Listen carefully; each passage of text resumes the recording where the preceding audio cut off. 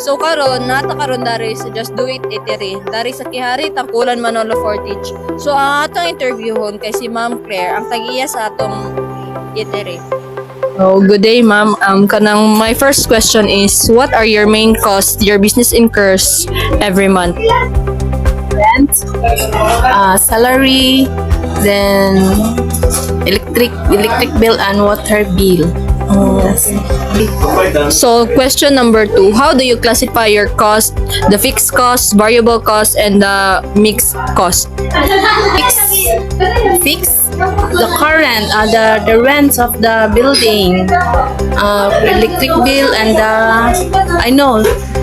salary. It's that the fixed variables, and the mix is like current, water bills, and some ingredients and kitchen utensils.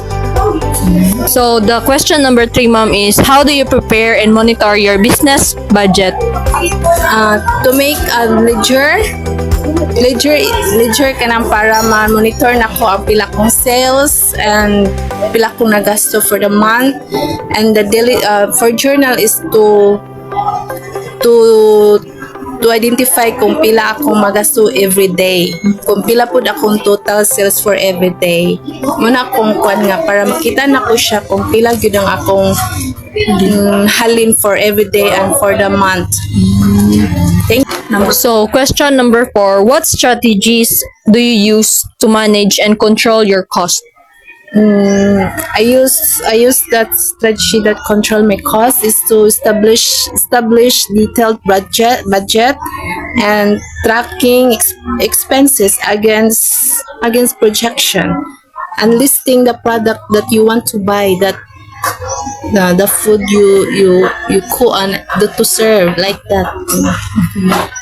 So, question number 5, how does cost information help you make business decisions? Ano na siya? Yun sa pagtabang, nakatabang ba siya sa ko ang information sa mga kuan? Kay kung mahal ang pamiliton pud baya, dili man sad ko makabaligya og insakto, kay di man maka-provide, dili ma-afford sa mga students kung mahal akong presyo sad. So dito ko sa mga low budget o mga low cost product para maka-provide ko sa ilang mga needs. Ora. So, question number 6, what challenges do you face in budgeting and forecasting expenses mo?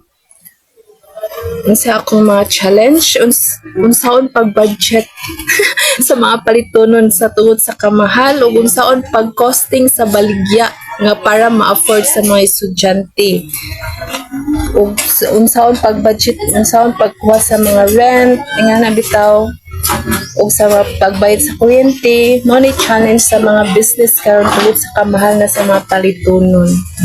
Okay, thank you. Question number 7, ma'am, the last question is, what advice can you give to the future managers and entrepreneur about managing cost effectively? Ang ako matambag no sa mga umabot nga mga entrepreneur or sa mga managers sa mga business, dapat kabalo gid sila mo budgeting and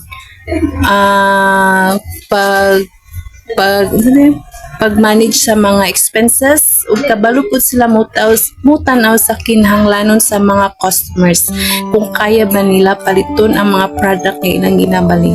Kaya sayang man pud kung wala sila mga customers. Alright. Okay, thank you kayo, ma'am. Thank you very much for this interview.